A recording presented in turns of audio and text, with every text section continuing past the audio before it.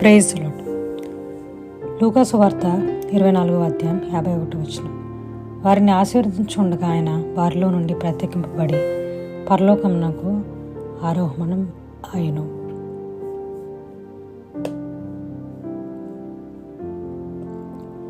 క్రీస్తు బెతనీ నుండి ఆలివ్ పర్వతం దగ్గరికి చేరుకున్నారు.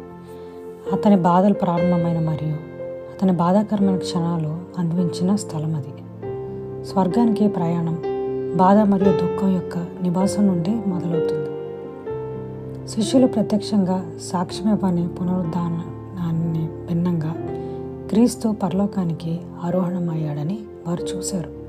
ఆయన ఆరోహణకు కాదనలేని రుజువును అందించారు. వారిని ఆశీర్వదించడానికి అతను చేతులు ఎత్తినప్పుడు అతని నిష్క్రమణ అసంతృప్తితో కాకుండా ప్రేమతో గుర్తించబడి ఉందని స్పష్టమై ఉంటుంది.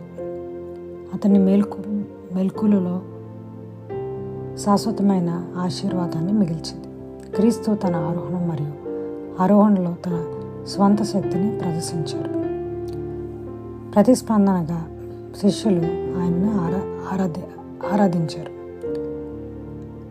వారి అంగీకారం క్రీస్తు మహిమ యొక్క పునరుద్ధానించబడిందని తెలుస్తుంది.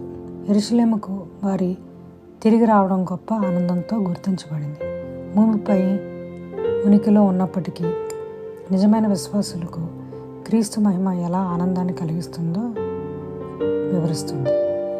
దేవుని వాగ్దానాల కోసం ఎదురు చూస్తున్నప్పుడు విశ్వాసులు స్తుతితో చేరుకోమని ప్రోత్సాహపడతారు. పరిశుద్ధాత్మ యొక్క స్వీకరణ వారి సిద్ధం చేసే మనస్తత్వం. ఈ స్థితిలో భయాలు అణిచివేయబడతాయి, బాధలు ఓదార్పును పొందుతాయి మరియు ఆశ స్థిరంగా ఉంటుంది.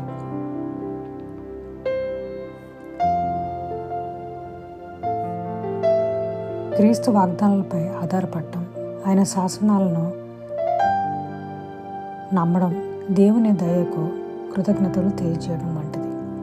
పరలోక విషయాలపై ప్రేమను ఏర్పరచుకోవడం మరియు అంతిమ సంతోషాన్ని నెరవేర్చడానికి విమోచకుడు తిరిగి రావాలి అని మనం ఎదురు చూడటం చాలా మంచిది.